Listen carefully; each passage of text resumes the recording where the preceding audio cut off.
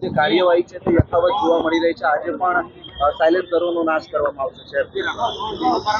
વડોદરા શહેર traffic police દ્વારા માર્ગ સુરક્ષા અંગે કેટલાક નવતર પ્રયોગો અને એન્ફોર્સમેન્ટના સ્ટ્રેટેજી બનાવવામાં આવી રહ્યું છે।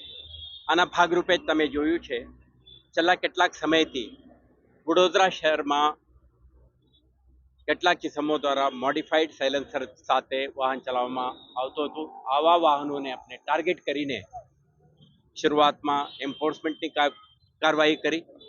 સેક્શન 194 MU એક્ટ 1988 અંતર્ગત આવા મોડિફાઈડ સાયલેન્સર માન્ય નથી અને આરટીઓ દ્વારા આના વિરુદ્ધમાં 5000નું દંડ પણ નાખવામાં આવતો હતો।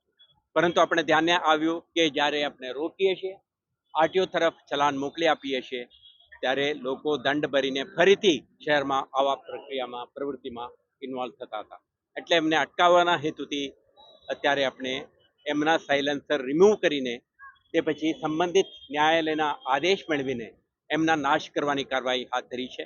આજે તમે જોઈ શકો છો 108 આવા મોડિફાઈડ સાયલેન્સરોને આપણે કબજા કરીને એમના આજે બુલડોઝર ચલાવવા માટે કોર્ટને આદેશ મેળવીને કાર્યવાહી કરી રહ્યા છે। આ પ્રકારના એક્શન અગાઉ પણ 4 વખતે આપણે કરી છે। 108 આપણા માર્ગ સુરક્ષાના એક મંત્ર છે।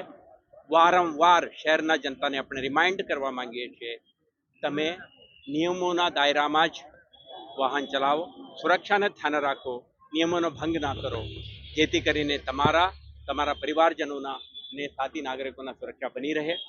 ફરીથી આજે 108 જે ઘૂંઘટ કરતા મોડિફાઈડ સાયલેન્સરોને કાઢીને સંબંધિત ન્યાયાલયના આદેશ મેળવીને આજે ડિસ્ટ્રોય કરી રહ્યા છે।